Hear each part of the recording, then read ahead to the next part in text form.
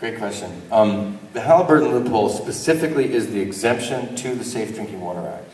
Safe Drinking Water Act does two things, and the FRAC Act, which you see in the film, addresses those two things. The FRAC Act, by the way, is gaining more and more sponsorship. At GasLandTheMovie.com, you can click on Texas, you put in your zip code, it generates an email that you send to your congressional representatives and senators. So do that tonight. Just go to GasLandTheMovie.com, you'll see a thing that says population of GasLand, and it's in the 20,000 range. Those are the people who have sent letters to Congress.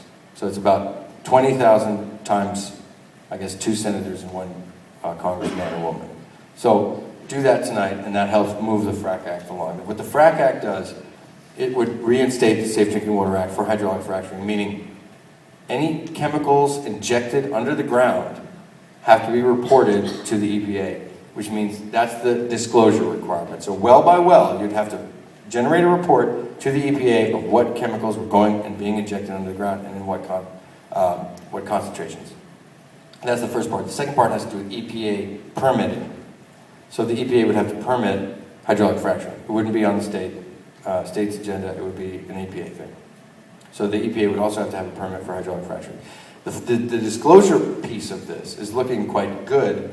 It's found its way into a number of different bills. The last time I was in DC and talked to Diane DeGette, she said there will be disclosure. We're working it out. We're trying to figure it out. We're trying to have it. She was meeting with industry. She was trying to find out what was acceptable. And you know, it looks as if at least a part of the FRAC Act, which was put into various different bills, might pass. The EPA permitting part, not so sure. EPA is doing this study. They're also developing new oil and gas rules. This EPA is quite different from the last EPA. So I don't know about the permitting part of it, but I know that the FRAC Act as a whole needs support from everybody so that they can go back to people who are on the fence.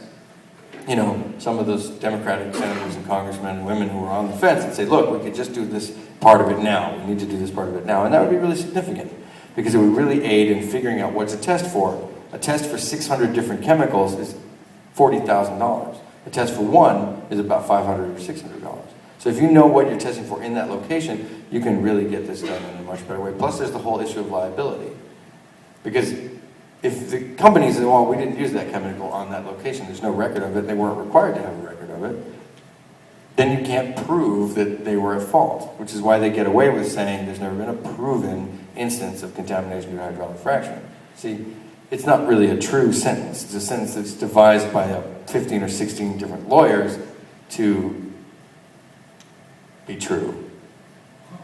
So it's not, you understand what I'm trying to say. It's equivocation.